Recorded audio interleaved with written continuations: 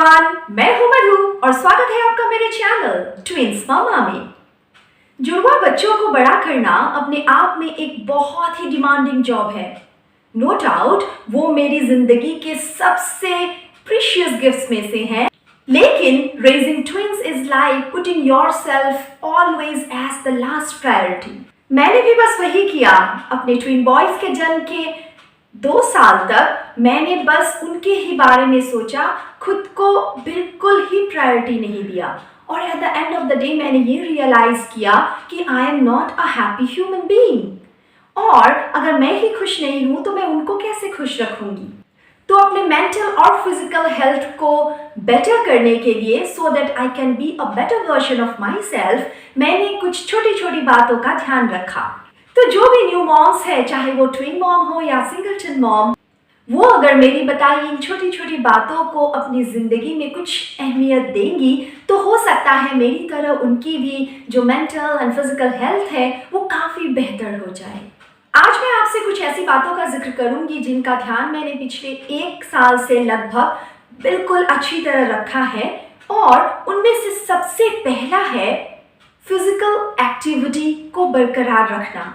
मतलब जैसे ही मैंने ट्विंस डिलीवर किया, because of all those pains and aches after delivery plus breast feeding twins, मैं बहुत ही ज़्यादा एग्जॉस्टेड और टायर्ड हो जाती थी। तो मेरे पास वो स्टेमिना ही शुरू में नहीं होता था कि मैं कुछ और करूं। तो दिन भर बस बेड पे ही मेरा गुजर जाता था। मतलब खाई पी, उनको खिलाया पिलाया सुलाया, ऐसे। I realized by the time they turned 1 and 1+ कि नहीं, this is not the correct way of leading my life।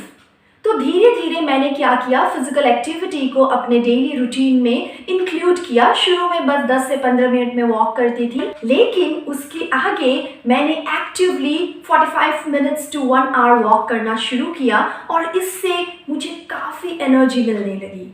तो मैं ये नहीं कह रही कि आप जाकर जिम ज्वाइन कीजिए, बस हाँ, थोड़ा सा वॉक कर लीजिए, थोड़ी सी कोई light stretching and mobility exercises कर लीजिए, इससे आपको फर्क ज़रूर पड़ेगा।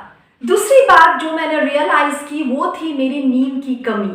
ट्विंस को स्पेशली रात को जब आप ब्रेस्ट फीडिंग करते हो तो क्या होता है, नींद में बहुत इंटरप्शंस आते हैं। एक को सुलाकर आप सोए नहीं कि दूसरा जाग गया और उसे फीड करवाने का टाइम आ गया। तो इसके लिए मैंने कुछ वीडियोस में आपको ऑलरेडी बताया है कि मैंने उनके फीडिंग और स्लीपिंग रूटीन्स को काफ़ी सिंक्रोनाइज करवाया। So by the time they turn 1.5 years to 2 years, वो भी थोड़ा ज़्यादा सोने लगे थे, प्लस उनकी रूटीन की भी एक अच्छी सिंक्रोनाइजेशन हो गई थी। तो मैं भी एटलीस्ट 5 to 6 hours सो पाती थी।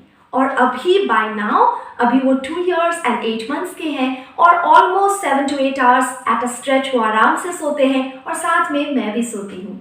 तो बस ऐसा जब टाइम आपको मिले, आप किसी मूवीज़ या वेब सीरीज़ का बिंज वॉचिंग करने के बजाय अपनी नींद को पूरी कीजिए। आप अगर अच्छी नींद लेंगी तो नेक्स्ट डे आपकी जो प्रोडक्टिविटी लेवल है वो काफ़ी हाई रहेगी। ये मेरा पर्सनल एक्सपीरियंस रहा है। तीसरी बात जिसका मैंने हमेशा से ध्यान रखा है वो है एक हेल्दी और बैलेंस डाइट लेना और होम कुक्ड फूड खाना। मैं अभी जॉब पे भी जाती हूँ तो हमेशा अपना टिफ़िन अपने साथ कैरी करती हूँ। एक छोटा टिफ़िन जो कि मिड टाइम स्नैक होता है और फिर लंच। तो आप भी ऐसा कुछ कीजिए। इससे क्या होता है कि आपका जो वेट लॉस का प्रोसेस होता है, पोस्टपार्टम वेट लॉस, उसमें भी काफ़ी आपको हेल्प मिलता है। मैंने लास्ट 1 year से ये कोशिश की है कि मैं अपना पोर्शन भी बिल्कुल अच्छे से कंट्रोल करूँ। अब मेरे बच्चे ब्रेस्ट मिल्क से बिल्कुल वीन हो चुके हैं सिंस देयर 2nd birthday, तो अब ब्रेस्ट फीडिंग का भी इश्यू नहीं रहा।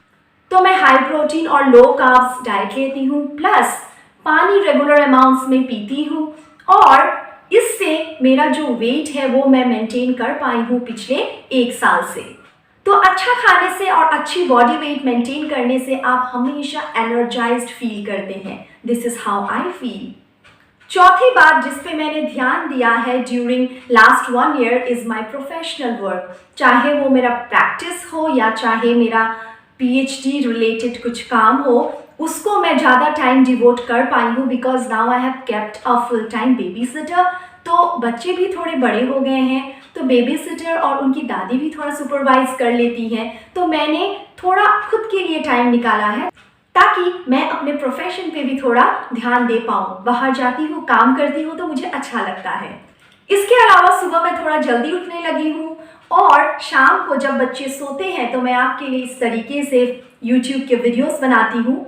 जब मेरे व्यूअर्स का कमेंट आता है कि वो मेरी प्रेगनेंसी या पेरेंटिंग जर्नी से रिलेट कर पा रही हैं या फिर मेरे एक्सपीरियंसेस से उनको कोई फ़ायदा हो रहा है, तो मैं क्या बताऊँ आपको, एक बहुत ही ज़ील और एंथुसियास्टिक फील होता है कि मैं और ऐसे वीडियोस बनाती रहूँ और आप सबके कुछ काम आती रहूँ। तो मैं आप सबसे भी कहूँगी कि विदाउट गिल्ट अपने लिए थोड़ा सा टाइम निकालिए, क्योंकि अपने प्रोफेशन और पैशन को अगर आप कंटिन्यू कर पाए, इससे आपका मेंटल हेल्थ अच्छा रहता है। और अगर आपका मेंटल और फिजिकल हेल्थ अच्छा रहे, आप एक खुश मॉम बन सकती हैं। और जैसा कि मैं अपने बहुत सारे वीडियोस में कह चुकी हूँ, I feel a happy mom can only keep their child happy.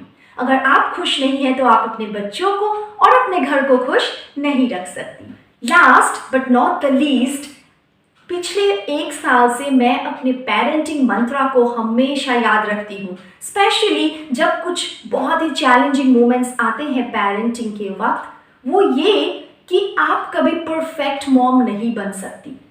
You are a human being, so obviously imperfection तो आप में होगा ही, इसे एक्सेप्ट कीजिए। दूसरी बात है, बच्चों को क्वालिटी टाइम दें, ना कि क्वांटिटी। गिल्ट में अगर हम रहेंगे कि बच्चे को हम ज़्यादा टाइम नहीं दे रहे हैं या फिर हम बच्चे के लिए कुछ अच्छा नहीं कर रहे हैं, तो मेंटली हम एट ईज नहीं रहेंगे। तो अगर आप भी एक नई मॉम हैं तो ऐसी ही कुछ बातों को ध्यान में रखिए और अपनी मेंटल और फिजिकल हेल्थ को बेहतर बनाइए। मुझे भले भांति पता है कि ये इजी नहीं है, लेकिन जितनी जल्दी आप अपना केयर लेंगी, उतनी जल्दी आप एक हैप्पी और बेहतर मॉम बन पाएंगी। आई होप मेरा वीडियो आपके लिए इंफॉर्मेटिव रहा होगा। ऐसे ही पेरेंटिंग और प्रेगनेंसी वीडियोस के लिए मेरे चैनल को काइंडली सब्सक्राइब कर ले। और अगर आप ट्विन मोमेंट्स देखना पसंद करती हैं, आप मेरे चैनल के दूसरे वीडियोस चेक कर सकती हैं। See you soon, till then take care.